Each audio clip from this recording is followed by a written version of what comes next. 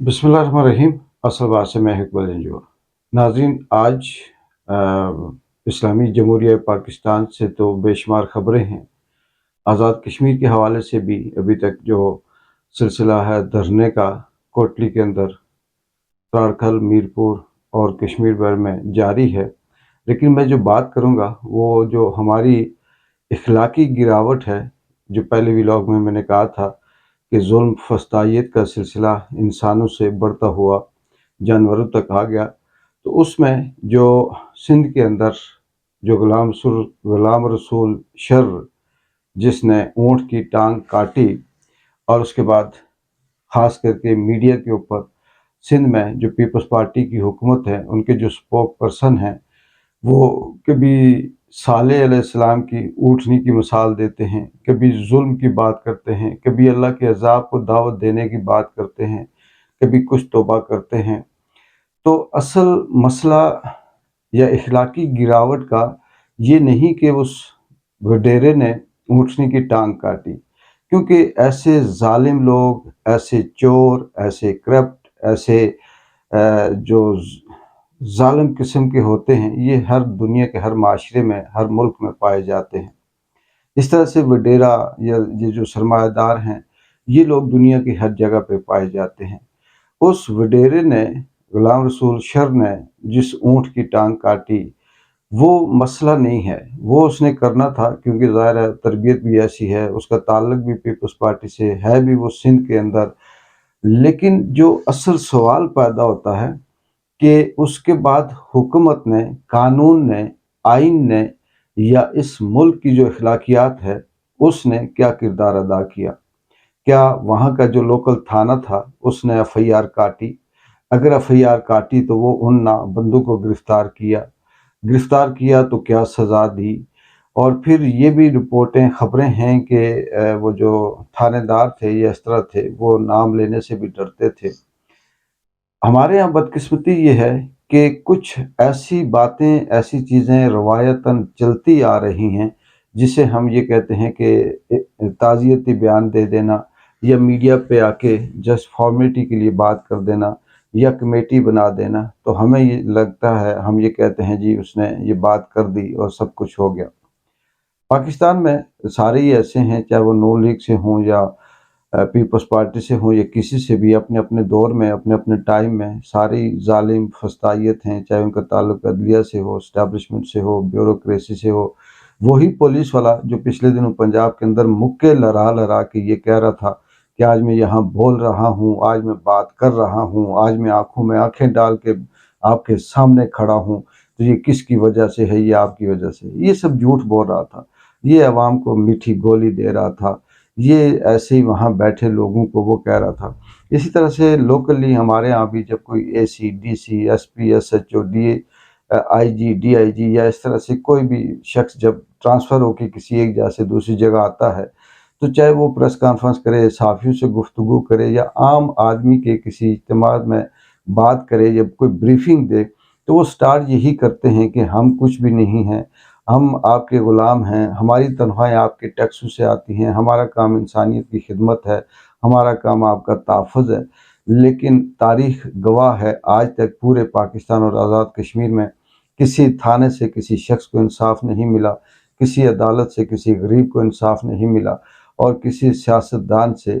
किसी के साथ, जो आम आदमी के साथ जुल्म होता है, उसका स्टैंड नहीं मिला। सिर्फ़ ये आके बयान दे देते हैं, कह देते हैं कि हम ये करेंगे, और सेम उसी पैटर्न पे पाकिस्तान की पीपल्स पार्टी जो है वो सिंध में चल रही है। इन्हें सालेह अलैहिस्सलाम की ऊँटनी भी याद आ रही है, इन्हें अल्लाह का अज़ाब भी याद आता है, इन्हें वो सब कुछ आता है, लेकिन ये सिर्फ़ और सिर्फ टीवी के ऊपर आकर बात करने की हद तक है कि हम एक ही जगह 2 ऊँट दे देंगे। कोई कहता है, शाज़िया मरी कहती हैं जी कि हम उसकी मसनूई टांग लगवा देंगे। ये टांग लगवाना, एक ही जगह 2 ऊँट देना या उसे वो करना, ये अलग चीज़ आती है। लेकिन कानून ने क्या एक्शन लिया? क्या उसको सज़ा दी या कितना क्विक फ़ैसला किया? हमारी अदालतें भी इंसानों पे तो कह देती हैं कि चलें जी इसने एमपीओ 3 की खिलाफ वर्जी कर दी, इंसानों को उठाने या केस बनाने में कह देते हैं। जैसे इमरान रियाज جو حرام باندھ کر حج کے لیے جا رہا تھا اور جھوٹی درخواست کسی نے دے دی، جو اس سے پہلے بھی دیتے آئے ہیں، اور عدالتوں کی، یہ ججوں کی اتنی ہمت نہیں کہ جس نے درخواست دی اس کو بلایا جائے، اس سے پوچھا جائے کہ ہاں بھائی تمہارے پاس کیا ثبوت ہے کہ اس نے 2 کروڑ تم سے لیے، یا اس نے تمہارے سامنے کوئی ایسی سازش کی، یا اس نے تمہارے سامنے کسی ملک کے خلاف کوئی بات کی۔ وہ عدلیہ یا ججی کی ہمت نہیں لگتی پوچھنے کی، اور وہ ایسا کرتے ہیں جس کے نام پرچہ ہوتا ہے اسے اٹھا کر بند کر دیتے ہیں۔ یہی سلسلہ ہے، لیکن سوال یہاں یہ پیدا ہوتا ہے کہ اس اونٹ نے کیا کیا تھا، اس اونٹ نے کیا کون سی ایسی MP03 کی خلاف ورزی کی۔ لیکن یہی سندھ کے اندر ہو یا پنجاب کے اندر، ایک اونٹ کا مسئلہ نہیں ہے۔ سندھ کے اندر آئے روز وڈیرے غریبوں کے اوپر کتے چھوڑ دیتے ہیں، کسی بچے کے اوپر اس طرح سے ظلم کرنے کے لیے بہت سی ایسی رپورٹیں ہوتی ہیں کہ وڈیرے نے کتے چھوڑ دیے، اسے مار دیا، بدماش چھوڑ دیے، اسے کہیں کسی ندی میں پھینک کے آئے۔ تو قانون جو اس ملک کا ہے، جو اس ملک کا عام آدمی کو تحفظ دینے والے جو اس کتابوں کے اندر لکھا ہوا ہے، وہ اگر کسی ایکشن میں نہیں آتا تو اصل جو اخلاقی گراوٹ ہے وہ ہے، اصل جو انسانیت کی آخری درجے کی بربادی ہے وہ اس قانون کے حوالے سے ہے۔ اور یہاں پہ اگر قانون کوئی ایکشن نہیں لیتا، آئین نہیں لیتا، انسانی اخلاقیات نہیں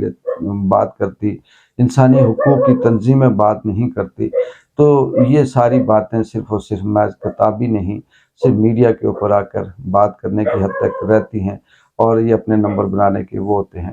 میں صرف اس اونٹ کے حوالے سے بات نہیں کر رہا، میں سے یہ کہہ رہا ہوں کہ وہ تو چلیں ٹھیک ہے، ظلم ہے ہی ہے، لیکن ماضی میں بھی اس طرح سے سینکڑوں ایسے کیسز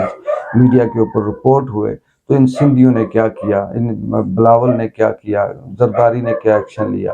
یہ اللہ کا عذاب وہ غلام رسول شر نہیں دے رہا، دعوت اللہ کے عذاب کو وہ نہیں دے رہا۔ اللہ کے عذاب کو وہ لوگ دعوت نہیں دے رہے جو بچوں کے اوپر کتے چھوڑتے ہیں۔ اللہ کے عذاب کو وہ لوگ دعوت نہیں دے رہے جو ظلم، فسطائیت اور اپنے آپ کو اللہ سمجھتے ہیں، یا اپنے آپ کو اس دھرتی کا مالک سمجھتے ہیں، وہ عذاب نہیں دے رہے۔ اللہ کے عذاب کو دعوت یہ جو زرداری جیسے، بلاول جیسے، نواز شریف جیسے، شہباز شریف جیسے، IG جیسے، DIG جیسے، قاضی جیسے، اس ملک کے اندر اسٹیبلشمنٹ جیسے جو لوگ بیٹھے ہیں، جن کا کام ہی عام آدمی کا تحفظ کرنا ہے،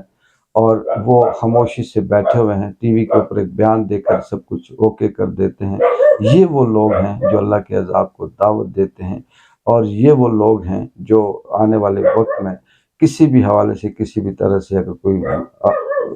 ہوتا ہے حادثہ اس ملک میں، تو یہ ذمہ دار ہیں۔ ٹی وی کے اوپر بیان دینے سے کام نہیں چلتا،